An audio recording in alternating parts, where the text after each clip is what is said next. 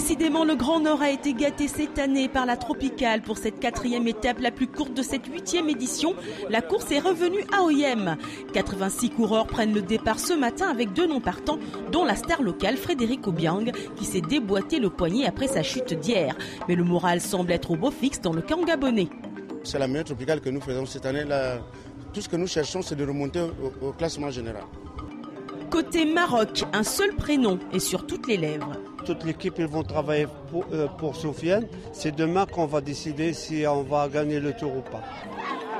Au pays du grand Tekleimanot, l'Érythrée, la relève a également ses objectifs. Le jeune génie Miraoui Koudous, c'est exactement ce qu'il veut ce matin.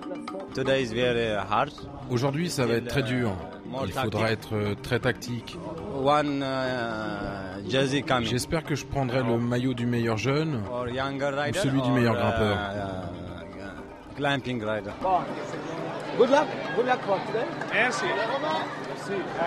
Après une nuit orageuse, le ciel semblerait se dégager pour accueillir cette 4e étape, Oyem Midzik. Bienvenue à tous sur TV5 Monde.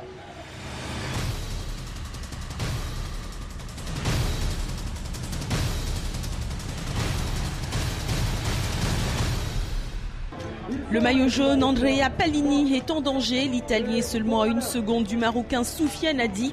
Autant dire que ce matin, il va falloir faire preuve de stratégie. Et les Marocains commencent très fort avec l'attaque de Anas Haït El Abdia. Mais Yves Ngengok lui répond, même s'il n'est pas un danger pour le maillot jaune, car déjà à 1 minute 34 de retard au général.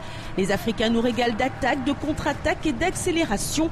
Mais le peloton, à vive allure, ne laisse aucune chance d'échapper. Nathanaël Beran, Europcar, s'illustre également. Mais en vain, le peloton recolle toujours. Vu du ciel, c'est un peloton étiré que l'on aperçoit. La locomotive Tropicale avance à un rythme soutenu. La course est très rapide, moyenne générale 47 km/h.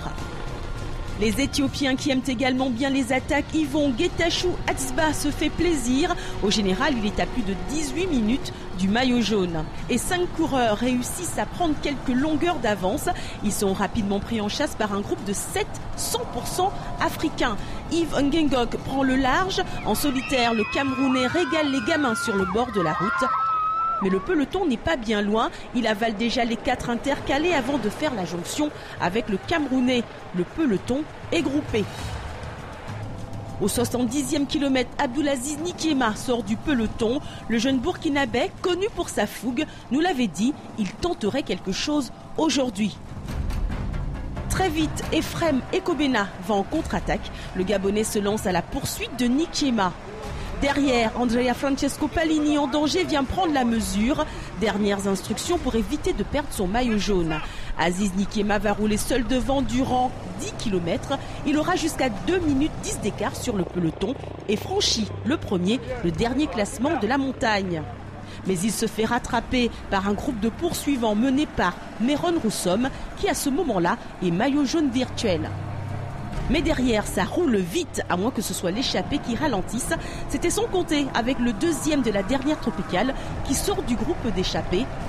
Meron Roussom va rouler seul pendant plusieurs kilomètres, jusqu'à 2 km de l'arrivée où le peloton revient. Une arrivée au sprint et c'est Adrien Petit de Cofidis qui l'emporte.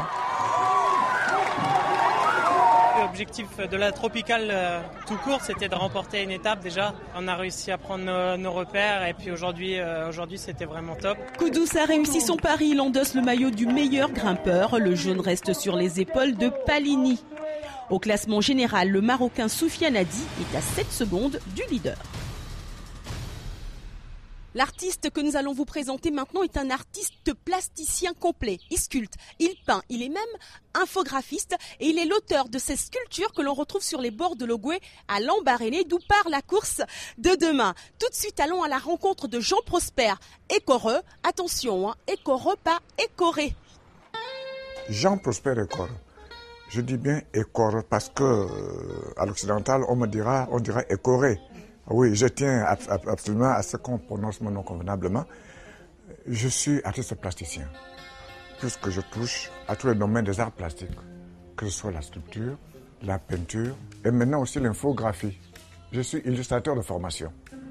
Ça signifie que j'illustre, je raconte par l'image un fait vécu. Par exemple, pour ce tableau, qui s'intitule « Fesses et fric », j'ai compris combien beaucoup de personnalités qui auraient pu accéder à un trône ont perdu cette opportunité à cause de leur goût trop prononcé pour le fric et pour la fesse. On constatera qu'il y a à la fois des aspérités, il y a du modelage, il y a des collages, il y a de la peinture. Je suis en train de graver. Je me sers de tout ce qui me tombe sous la main pourvu que j'obtienne l'effet voulu.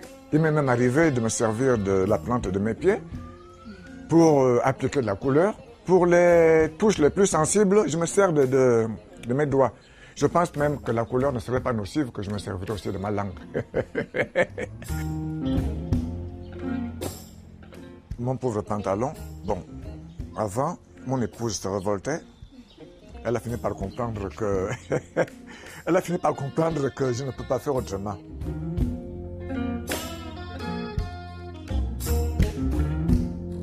Il s'agit là d'un appel au combat contre la xénophobie. L'Afrique reste une Afrique unique, mais qui a plusieurs facettes. Vous voyez ici des symboles de cette Afrique-là.